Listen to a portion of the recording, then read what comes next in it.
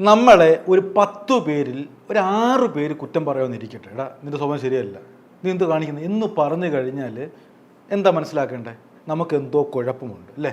നമ്മൾ നന്നാവാനുള്ള സമയമായി, ഈ വണ്ടി അധികകാലം മുന്നോട്ട് പോകത്തില്ല എന്നുള്ള വ്യക്തമായ സൂചനയാണ് ഈ 6 പേരും പറയുന്നത്. അങ്ങനെ 100-ൽ 100 പേരും കുറ്റം പറയുന്ന ഒരു പയ്യൻ്റെ കഥയാണ് ഇന്ന് പറയുന്നത്. ഇവനെല്ലാവർക്കും പേടിയാണെന്നേ. സ്ത്രീകളൊന്നും ഇവനെ കണ്ടാൽ പുറത്തിറങ്ങാറില്ല. കുട്ടികൾ ജീവനം കൊണ്ട് ഓടും, പുരുഷന്മാർ പോലും പേടിക്കും. ചവറ വട്ടത്തറ എന്ന് പറയുന്ന ഗ്രാമത്തിലാണ് ഈ സംഭവം നടക്കുന്നത്. ഷഹനാസ് എന്ന് പറയുന്ന 26-കാരനെ എല്ലാവർക്കും പേടിയാണ്. പേടിക്കാതിരിക്കാൻ പറ്റത്തില്ലല്ലോ മക്കളെ. ഞങ്ങൾക്ക് മാത്രമല്ല, മൊത്തത്തിൽ എല്ലാവർക്കും പേടിയുണ്ടോ? ചെറുക്കനെ കാണുന്ന പേടിയാണോ? അത് അതിലൊക്കെ എന്തോ അവരാരും വിളിച്ചാൽ പോകത്തില്ല. നാട്ടുകാരെങ്കിലും വന്നാലല്ലേ നമുക്ക് ഇറങ്ങിയിട്ട് എന്തെങ്കിലും പറയാൻ പറ്റത്തുള്ളൂ. എല്ലാവരും പേടിച്ച് വീട്ടിൽ കയറിയിരുന്നാലും എന്ത് ചെയ്യും? കേട്ടല്ലോ, സർവത്ര പേടിയാണ്. ഒരാൾക്ക് പോലും ഇവൻ്റെ അടുത്ത് ചെല്ലാൻ പോലും പേടിയാണ്. ഇവനെ പൂട്ട ഒരു മാർഗവുമില്ല. അവസാനം ദൈവമായിട്ടൊരു ഉഗ്രം പണി കൊടുത്തു. ഷഹനാസിനെ പൂട്ടിയ ദൈവത്തിൻ്റെ പണിയാണ് ഇന്ന് പറയാൻ പോകുന്നത്. ഷഹനാസ് എന്ന് പറയുന്ന ആളെ നിങ്ങൾക്ക് കൂടുതൽ അറിയണ്ടേ? അറിയേണ്ട കക്ഷി തന്നെയാണ്. നമുക്ക് ഇവനെ പറ്റി കൂടുതൽ അറിയണമെങ്കിൽ കൊല്ലത്തുള്ള ചവറയിലുള്ള വട്ടത്തറ എന്ന് പറയുന്ന ഗ്രാമത്തിലേക്ക് ചെല്ലണം. ഇവിടെ നിങ്ങൾ ഈ ഗ്രാമത്തിലുള്ള ഏത് വീട്ടിൽ അന്വേഷിച്ചാലും നിങ്ങൾക്ക് ഒറ്റ സ്വരമേ കേൾക്കൂ, പേടിയുടെ ഒരു സ്വരം. നമുക്കെന്തായാലും ഈ ചേച്ചിയിൽ തന്നെ തുടങ്ങും. ചേച്ചിയുടെ വീട്ടിൽ ഇവൻ കാണിച്ചു കൂട്ടിയ പരാക്രമം ചില്ലറയൊന്നുമല്ല, കേട്ടു തുടങ്ങിക്കോ. എൻ്റെ ഇളയ മോൻ്റെ കഴുത്തെ കത്തി കൊണ്ടുവച്ച് ഞങ്ങൾ സ്റ്റേഷനിൽ ചെന്ന് പരാതിപ്പെട്ട് അങ്ങനെ അത് ഒത്തീർപ്പാക്കി ഞങ്ങൾ വേണ്ടാന്ന് വെച്ച്. അന്നേരം ഇതുപോലെ വന്ന് ഉച്ച സമയത്തായിരുന്നു, 12 മണി സമയത്ത്. അങ്ങനെ വന്ന് ഉമ്മ വന്ന് അവനെ അങ്ങ് പിടിച്ചോണ്ട് പോയി. ആളെല്ലാം ഉമ്മ വന്ന് പിടിച്ചോണ്ട് പോയി. കേട്ടല്ലോ, ഇതൊരു ചെറിയ തുടക്കം മാത്രമേ ഉള്ളൂ. അവൻ്റെ അഭ്യാസങ്ങൾ ഓരോന്നോരോന്നായി പുറത്തേക്ക് വിടുകയാണ്. ഇനി ഈ ചേച്ചിയുടെ അഭിപ്രായം കേട്ടോ. ഈ ചേച്ചിയുടെ മകനോട് കാണിച്ച പണി എന്താ അറിയാമോ? ഒരു കൊച്ചു പയ്യനാണ്, ഞാൻ കണ്ടതാണ്. ഈ പയ്യൻ മദ്രസ അല്ലെ പള്ളിയിൽ നിന്ന് തിരിച്ചു വരുന്ന വഴിക്ക് കൊല്ലാൻ ശ്രമിച്ചു. അതും കത്തി കൊണ്ട് പുറകിൽ നിന്ന് കഴുത്ത് പിടിച്ച് കഴുത്ത് മുറിക്കാൻ ശ്രമിച്ചു. ആലോചിച്ച് നോക്ക്, ഇവനെന്തോ ബോധമുണ്ട്. ഒരു കൊച്ചു പയ്യനോടാണ് ഇവൻ്റെ കളി. ഞങ്ങൾ കേസ് കൊടുത്ത് ഇവിടെ കയറി, നമ്മുടെ മില്ലിൽ കയറി സ്ഥാപനത്തിലിരുന്ന മിഷനറികൾ മൊത്തം വണ്ടിയെല്ലാം അടിച്ചു പൊട്ടിച്ച് അങ്ങനെ ഒരു പ്രാവശ്യം. പിന്നെ അതിന് ശേഷം അതിൻ്റെ കേസ് കഴിഞ്ഞ് കുറച്ച് കഴിഞ്ഞപ്പോഴാണ് എൻ്റെ മോന് ഇതുപോലെ മദ്രസയിൽ പോയപ്പോൾ ഗേറ്റിൻ്റെ അടുത്ത് വെച്ച് തടഞ്ഞു വെച്ച് കുഞ്ഞിനെ പുറവശത്തൂടെ പിടിച്ച് കഴുത്തിന് കത്തി വെച്ച് വരഞ്ഞ് കൊല്ലാനായിട്ട്. നിങ്ങൾ കേട്ടല്ലോ, ഇതുമാത്രം പണി ഒപ്പിക്കുന്നത്. ഇത് നോക്കിയേ, കടാകടികനായിട്ടുള്ള ഈ ചെറുപ്പക്കാരൻ്റെ വീട്ടിലും ഇവൻ പണി തുടങ്ങിയെന്നുള്ളത് എന്ന് പറയുക, ഇവൻ്റെ കൈ പിടിച്ചിരിക്കാനുള്ള ആരോഗ്യം പോലും അവനില്ല. എന്നിട്ട് പോലും അവന് യാതൊരു പേടിയുമില്ലാതെ ഇവൻ്റെ വീട്ടിൽ, ഈ ചെറുപ്പക്കാരൻ്റെ വീട്ടിലും കാണിച്ചു കൂട്ടി കുറേ കൊള്ളരുതായ്മകൾ. അതും കേട്ടോ, ഞങ്ങളുടെ വീട്ടിൽ കയറി ജനലടിച്ച് കൂട്ടിക്കുകയൊക്കെ ചെയ്തു. അന്നേരം നമ്മൾ ചെന്നപ്പോൾ ഒരു ഉമ്മ ഓർത്താണ് നമ്മളന്ന് വിട്ടത്. പോട്ടെന്നും പറഞ്ഞാൽ ഒരു ഉമ്മ കാല് പിടിച്ച് കരഞ്ഞു എന്നെ ഓർത്ത് വിട്ടേക്കാൻ പറഞ്ഞു. അങ്ങനെ വിട്ടിട്ട് പോയിരുന്നു. ഇനി കുറേ പേടിയുള്ള ആൾക്കാർ, അവരെ നമ്മൾ മാറിയും തിരിഞ്ഞും അവനെപ്പറ്റി എന്തെങ്കിലും പറയാൻ പറഞ്ഞിട്ട് പോലും വാ തുറക്കുന്ന ഒരു ലക്ഷണം പോലും ഇല്ല. കാരണം ഇവർക്കൊക്കെ ഒരു പേടിയാണ്. ഇനി അവനെങ്ങാനും കേട്ടുകൊണ്ട് വന്നു കഴിഞ്ഞാൽ പ്രാരാബ്ധക്കാരാണേ, എന്തെങ്കിലും കടുകை കാണിച്ചു കഴിഞ്ഞാൽ ജീവിക്കാൻ പറ്റത്തില്ലല്ലോ. അതുകൊണ്ട് പ്രതികരിക്കുന്നേ ഇല്ല. മൗനം വിദ്വാന ഭൂഷണം എന്ന നിലപാടാണ് ഈ ചേച്ചിക്കൊക്കെ. ഇവരെന്ത് പേടിക്കുന്നത്? ഇങ്ങോട്ട് നോക്ക്. പേടിയാണോ? അല്ലേ ജീവിക്കുന്നത് അവർ? നിങ്ങളിത് പേടിച്ച് എത്ര ജീവിക്കാൻ പറ്റും? എന്തിനാ പേടിക്കുന്നവരെ? അപ്പോൾ പേടിച്ചല്ല, മുഖം മറച്ചിട്ട് കാര്യമില്ല. അതിന് പേടിക്കേണ്ട കാര്യം എന്താ? അവർ നിങ്ങളെ പറ്റി ചീത്ത വിളിക്കുമോ? തിരിഞ്ഞെന്ന് പറഞ്ഞോ? ചീത്ത വിളിക്കുമോ? ചീത്ത വിളിക്കുമോ? ഇനിയിപ്പോൾ എന്തോ ചെയ്യാനാ? ഒരാൾ പോലും ധൈര്യത്തോടെ വന്ന് ഇന്ന് ഞാൻ അവനെ ചെയ്തു അല്ലെ അവനെ ചെയ്യണമെന്ന് പറഞ്ഞ് ഒരാൾ പോലും മുന്നോട്ട് വരുന്നില്ല. അപ്പോൾ ഇവനെ കൊടുക്കാൻ എന്തോ മാർഗം പറ, നിങ്ങളൊരു പോംവഴി പറ. ഇപ്പോൾ നാട്ടുകാരിൽ ഏതോ ഒരു ബുദ്ധിമാനായ ഒരാൾ പറഞ്ഞു ഒരു കാര്യമുണ്ട്, ഇവനെ കൊടുക്കാൻ ഒറ്റ മാർഗ്ഗമേ ഉള്ളൂ, ഒപ്പ് ശേഖരിക്കുക. അങ്ങനെ നാട്ടുകാരെല്ലാം കൂടി ഇന്നാര കണാര ഇന്നാര മനോജ് ഇന്നാര എന്നൊക്കെ പറഞ്ഞ് കുറേ ഒപ്പ് ശേഖരണം, 10,000-ഓളം ഒപ്പ് ശേഖരണം നടത്തി. എന്നിട്ട് ഈ ഒപ്പെല്ലാം കൂടെ വാരി വലിച്ചിട്ട് നേരെ ചവറ പോലീസ് സ്റ്റേഷനിൽ കൊണ്ട് സിയുടെ മുമ്പിലേക്ക് കാണിച്ച്. സിയെ പറഞ്ഞു, ഞങ്ങൾക്കോ അവനെ കൊണ്ട് പ്രതിമുട്ടിയിരിക്കുക, അവനെ കൊണ്ട് ഈ സ്റ്റേഷനിൽ പരാതിയോട് പരാതിയാണ്, നിങ്ങൾ വേണ്ട വ്യക്തി കൈകാര്യം ചെയ്തോളൂ എന്ന് പറഞ്ഞ് പോലീസും കൈമലത്തി. ഇനിയിപ്പോൾ എന്തോ ചെയ്യുക? എനിക്കും അറിയത്തില്ല, നിങ്ങൾക്കും അറിയത്തില്ല. എന്തെങ്കിലും അറിയുന്നവർ ഒരു പോംവഴി പറയുക. ഒപ്പ് ശേഖരണം നടത്തി എല്ലാവരും ഒപ്പ് മാത്രം ഇട്ട് തരും. മറ്റേ അഡ്രസ് എഴുതാതെ എങ്ങനെ 10,000 കണക്കിന് ഒപ്പ് വേണമെങ്കിലും എടുത്തുകൂടെ? പൊതുശല്യമായിട്ട് നിങ്ങളങ്ങ് തീരുമാനിച്ച് ഒപ്പ് ശേഖരണം നടത്തി, പക്ഷേ നടക്കത്തില്ല അത്. നാട്ടുകാർ അതിൽ നിന്നെല്ലാം നമ്മളെ കൊണ്ടുവന്ന് അവിടെ കൊടുക്കേണ്ടടുത്ത് കൊടുത്തപ്പോൾ അവിടെ നിന്നെല്ലാം വലിച്ചുവരി കൊണ്ടുവന്നേ ഉള്ളു. ഈ നാട്ടുകാർ ആരും അവനെ അംഗീകരിക്കുന്നില്ലായിരുന്നു നേരത്തെ? ആരുമില്ല. ഇവിടുന്ന് നിങ്ങൾ അങ്ങ് ഈ ചവറ പഞ്ചായത്ത് മൊത്തം തിരക്കി നോക്കിയാൽ ഒരു കാരണവശാൽ ഇദ്ദേഹത്തിന് അംഗീകരിക്കത്തില്ല.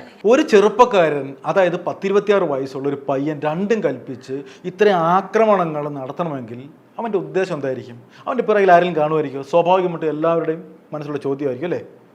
എന്തെങ്കിലും ഒരു കാരണമില്ലാതെ ഇവനിങ്ങനെ ഇറങ്ങി പുറപ്പെടുമോ? കാരണമുണ്ടെന്നേ, വ്യക്തമായുള്ള കാരണമുണ്ട്. ആ ആളാണ് ഇവനെ സംരക്ഷിക്കുന്നത്. ആ ആൾ പറഞ്ഞാൽ തുള്ളും, ആൾ പറഞ്ഞാൽ തുള്ളാതിരിക്കും. ചാളിക്കളിയട കൊച്ചിരാമ എന്ന് പറഞ്ഞാൽ അതുപോലെ ചെയ്യുന്നവരാണ് ഈ ഷഹനാസ്. ആരായിരിക്കും ആളല്ലേ? കേട്ടോ, അമ്മ തന്നെ അതിൻ്റെ പിന്നിൽ ആൾക്കാരുണ്ട്.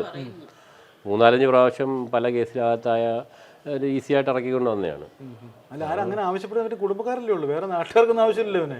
കുടുംബക്കാർക്കും അവർക്കും ആവശ്യമില്ല, തള്ളയ്ക്കുള്ള ആവശ്യം. പോലീസ് ഇവനെ പൊക്കി കൊണ്ടുപോകും, പിന്നെ പോലീസ് കൊണ്ടുപോകും, അവനെ പിറ്റേന്ന് വിടുകയും ചെയ്യും.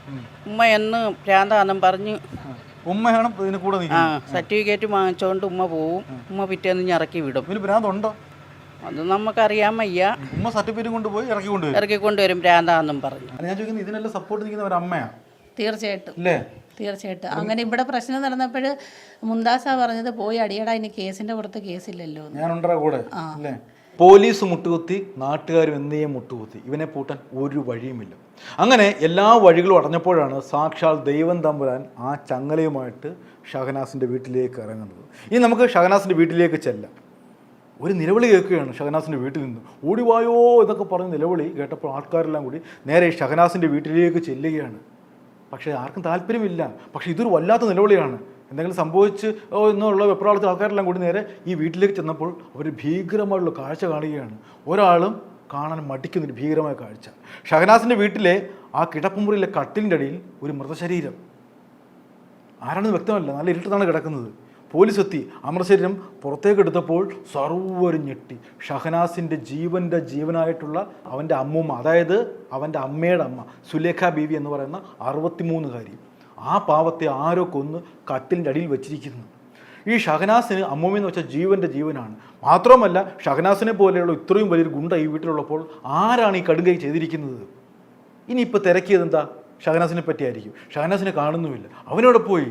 അങ്ങനെ എല്ലാ സംശയങ്ങളും പെട്ടെന്ന് തന്നെ ഈ ഷഹനാസിലേക്ക് ചെല്ലുകയാണ്. ഷഹനാസ് അപ്പോൾ എവിടെയുണ്ടെന്നറിയാമോ?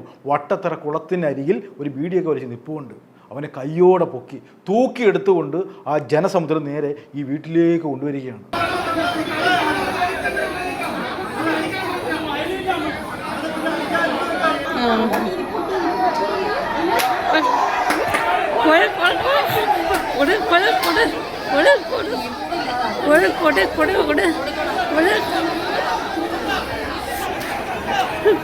ഷഹനാസ് കുറ്റമേറ്റു. അവനാണ് സ്വന്തം അമ്മൂമ്മയെ ഇത്ര മൃഗീയമായ വിധത്തിൽ കൊന്നു തള്ളിയത്. കൊന്നതിന് ശേഷം ആ കട്ടിൻ്റെ അടിയിൽ ഒളിപ്പിക്കുകയും ചെയ്തു. ഇവർ തമ്മിലുള്ള ബന്ധം എല്ലാവർക്കും അറിയാം. ഷഹനാസിന് കുറച്ചുകൂടി അല്ലെങ്കിൽ കുറച്ചെങ്കിലും സ്നേഹമുള്ളത് ഈ അമ്മൂമ്മയോട് മാത്രമാണെന്ന് ഞാൻ പറഞ്ഞല്ലോ. അവനെ വളർത്തിയതും ലാളിച്ചതും കൊഞ്ചിച്ചതും എല്ലാം ഈ അമ്മൂമ്മ തന്നെയായിരുന്നു. ആ അമ്മൂമ്മയുടെ കയ്യിൽ തന്നെയാണ് അവൻ കൊത്തിയത്. അതായത് പാല് കൊടുത്ത് കൈക്ക് തന്നെ അവൻ കൊത്തി. ഈ ഒരു സംഭവം ആയപ്പോഴത്തേക്ക് കൂടുതൽ നെട്ടലായി. എന്താണെന്ന് വെച്ചാൽ വളർത്തിയ തള്ളയാ മുന്താസ് അല്ല അവനെ വളർത്തിയത്. ഈ 2 ആമക്കളെയും വളർത്തിയത് അമ്മാച്ചനും ആ തള്ളയും കൂടെ കിട്ടുന്ന ഇത്രയും കൊടുത്ത് വളർത്തിയത്. അങ്ങനെ അവരെ ചെയ്യാമെങ്കിൽ പിന്നെ ബാക്കിയുള്ളവരെ ചെയ്യാതിരിക്കും മക്കളെ. ഇനി എല്ലാവരുടെ മനസ്സിലുള്ള ചോദ്യം ഞാൻ പറയാം. ഇത്രയും സ്നേഹിച്ച, അവനെ പൊന്നുപോലെ നോക്കിയ, അവനെ എല്ലാ കാര്യത്തിനും സപ്പോർട്ട് കൊടുത്ത ആ അമ്മൂമ്മ എന്തിനായിരിക്കും ഇവൻ കൊന്നു തള്ളിയതല്ലേ? ഒറ്റ കാര്യമുള്ളൂ, അവൻ അന്നത്തെ കാര്യത്തിന് കുറച്ച് പൈസ വേണം. അത് അമ്മൂമ്മയുടെ കയ്യിലുണ്ട്. അമ്മൂമ്മയ്ക്ക് പെൻഷനായിട്ടും അല്ലെങ്കിൽ ആൾക്കാർ കൊടുക്കുന്ന കുറച്ച് പൈസയൊക്കെ അമ്മൂമ്മയുടെ കയ്യിലുണ്ട്. അത് അടിച്ചു മാറണം, അല്ലെങ്കിൽ അമ്മൂമ്മ കൊടുക്കണം. അന്ന് ആ വീട്ടിൽ ആരുമില്ലായിരുന്നു, എല്ലാവരും പല വഴിക്ക് പോയി. ആ വീട്ടിൽ അമ്മൂമ്മയും കൊച്ചുമോനും മാത്രമേ ഉള്ളൂ. പൈസ ചൊല്ലി അമ്മൂമ്മയും കൊച്ചുമോനും തമ്മിൽ വഴക്ക് കൂടുന്നു. അമ്മ കൊടുക്കില്ല എന്നുള്ള വാശി തന്നെ നിൽക്കും അല്ലേ? ഇവൻ കഞ്ചാവിന് അടിമയാണ്, മദ്യത്തിന് അടിമയാണ്. അതുകൊണ്ട് ഇവൻ ലഹരിയിൽ പെട്ട് പോകണ്ടെന്ന് വിചാരിച്ച് നല്ല മനസ്സുള്ള അമ്മൂമ്മ പൈസ കൊടുത്തില്ല. ഇവന് കലിപ്പായി. അവൻ്റെ മുമ്പിൽ ഇപ്പോൾ ശത്രുവാണ് അമ്മൂമ്മ. ഇത്ര നാൾ വളർത്തിയതും കുഞ്ചിച്ചതും എല്ലാം നിമിഷ നേരം കൊണ്ട് ആ വൃത്തികെട്ടൻ മറക്കുകയാണ്. ആ അമ്മൂമ്മയെ കഴുത്ത് നെരിച്ച് കൊന്നു. എന്നിട്ട് അമ്മയുടെ കുടുക്കയിലുള്ളതും കയ്യിലുള്ളതും എല്ലാം അടിച്ചു മാറ്റിക്കൊണ്ട് നേരെ പോകുന്നതിന് മുമ്പ് തന്നെ ഒരു പണി ഒപ്പിക്കുകയാണ്. ആവശ്യമില്ലാത്ത പണിയാണ്. ആ മൃതശരീരം എടുത്ത് കട്ടിൻ്റെ അടിയിലൂടെ ഒറ്റ കയറുക. എന്നിട്ട് കയ്യിൽ കിട്ടിയ പൈസ വേണ്ടി നേരെ അവൻ സ്ഥിരമായിട്ടിരിക്കാറുള്ള ആ വട്ടത്തറ കുളത്തിനരികിൽ പോയി ആഞ്ഞു വലിച്ചു. ആ ചെയ്ത കാര്യം ഓർത്തുള്ള സന്തോഷം കൊണ്ടായിരിക്കും അല്ലേ? എന്തായാലും അവൻ്റെ കച്ചവടം അതോടെ പൂട്ടി. പിന്നെ എന്തിനു വേണ്ടിയാണ് അങ്ങനെ ചെയ്തത്? ഇപ്പം കാശിനായിരിക്കാം. കാശിന് നിരന്തരം അവിടെ അടി നടക്കുന്നുണ്ട്, രാത്രിയും പകലും ഒക്കെ അടിയാ. കാരണം ഇവന് കഞ്ചാവിന് വലിക്കാൻ വേണ്ടി കാശ് വയ്ക്കുമ്പോൾ കൊടുക്കാത്തതിന്. അല്ല അമ്മൂമ്മയ്ക്ക് അതിന് വരുമാനം ഉണ്ടോ? പൈസ കൊടുക്കാനുള്ള ഇല്ല, പെൻഷനും ഈ ഓരോരുത്തരൊക്കെ കാണാൻ വരുന്നവരെന്തെങ്കിലുമൊക്കെ ചില്ലറ അത് ഇവന് വേണം. അതിന് വേണം. ഷഹനാസിനെ പോലീസ് പിടിച്ചതോടെ വട്ടത്തറ ഗ്രാമം ഒന്ന് ആടി ഉലഞ്ഞു. എല്ലാ വീട്ടിലും മെഴുകുതിരി കത്തിച്ച് പൂത്തിരി കത്തിക്കുന്നു, ലഡു വിതരണം, പായസം വിതരണം എന്ന് വേണ്ട സർവത്ര സന്തോഷം. എല്ലാവരുടെയും മുഖത്ത് അതുവരെ പേടിച്ചിരുന്ന മുഖം മൊത്തം വികസിച്ചത് ഇതുപോലായി. എല്ലാവരുടെ മുഖത്തും സന്തോഷം അലതല്ലി. ഇതിനിടയ്ക്ക് ഏതോ ഒരുത്തിന് ആവശ്യമില്ലാത്ത സമയത്ത് ഒരു കമൻ്റ് അടിച്ചിടേ, ഇനി അവനം കാണും ഷഹനാസിനെ കാണും ജാമ്യത്തിൽ ഇറങ്ങിയാൽ തീർന്നു. അതോടെ സന്തോഷം എല്ലാം പോയി. സർവത്ര എല്ലാവരുടെയും നാക്ക് ഉള്ളിലേക്ക് വലിഞ്ഞു. ശരിയാണ്, ഇനി ഷഹനാസ് അങ്ങനെ പുറത്തിറങ്ങിയാൽ അതൊരു പേടി സ്വപ്നം തന്നെയാണ്. അല്ല അവൻ തിരിച്ചു വരുന്ന ഉപദ്രവിക്ക് പേടിയുണ്ടോ? അവൻ അത് അറിയാനൊക്കത്തില്ല. ഞാനിപ്പോൾ എൻ്റെ മോൻ്റെ അങ്ങോട്ട് പോയാൽ പുറകിനൂടെ വന്ന് എന്തെങ്കിലും ചെയ്താൽ അറിയാനൊക്കൂ. അങ്ങനെയുള്ള തിരിച്ചു ആക്രമിക്കുന്ന പേടിയുണ്ട്. പിന്നെന്തോ നമ്മൾ അറിയത്തില്ലല്ലോ. നിങ്ങൾക്ക് പേടിയുണ്ടോ? എനിക്ക് പേടിയുണ്ട്. പേടിയുണ്ടോ? ഷഹനാസ് എന്ന് പറയുന്ന ക്രിമിനലിനെ ഈ പരുവത്തിലാക്കിയത് സ്വന്തം അമ്മ തന്നെയാണെന്നാണ് ആ ഗ്രാമക്കാരിൽ ഭൂരിപക്ഷവും പറയുന്നത്. അങ്ങനെയാണെങ്കിൽ അവനോട് അമ്മ ചെയ്തത് കൊലച്ചതിയായിപ്പോയി അല്ലേ? നേർവഴിക്ക് നയിക്കേണ്ട അമ്മയൊക്കെ അല്ലെങ്കിൽ മാതാപിതാക്കളൊക്കെ ഈ രൂപത്തിലൊക്കെ സ്വന്തം മക്കളെ വഴിതെറ്റിച്ച് വിടുകയാണെങ്കിൽ അത് കടുത്ത പാപം തന്നെയാണ്. എന്തായാലും അമ്മയോട് ദൈവം ക്ഷമിക്കട്ടെ അല്ലേ? ക്ഷമിക്കാൻ പറ്റുന്ന തെറ്റാണോ? ഒരിക്കലും അല്ല. ഒന്നേ എനിക്ക് പറയാനുള്ളൂ, ക്രിമിനലുകൾക്ക് അധികാലം ഇങ്ങനെ മുന്നോട്ട് പോകാൻ ഒക്കത്തില്ല അല്ലേ? സമൂഹത്തെ ഭരിച്ചും പോലീസിനെ പേടിപ്പിച്ചൊന്നും അധികാലം മുന്നോട്ട് പോകാൻ ഒക്കുന്ന കാലഘട്ടമല്ല ഇത്. ഇടിച്ച് നടുവോടിക്കും നാട്ടുകാരും പോലീസും ഒക്കെ. എന്തായാലും ഇത്തരത്തിലുള്ള ക്രിമിനലുകൾക്കെല്ലാം ഒരു ശുഭപര്യാവസാനം ഉണ്ടാവും എന്ന് മാത്രം ഓർമ്മിപ്പിച്ചുകൊണ്ട് ഇത്തരത്തിലുള്ള ആവശ്യമില്ലാത്ത പണിക്ക് ഒരുത്തിനും ഇറങ്ങി പുറപ്പെടല്ലേ എന്ന് മാത്രം ഒരു മുന്നറിയിപ്പ് നൽകിക്കൊണ്ട് നിർത്തുന്നു. നന്ദി, നമസ്കാരം.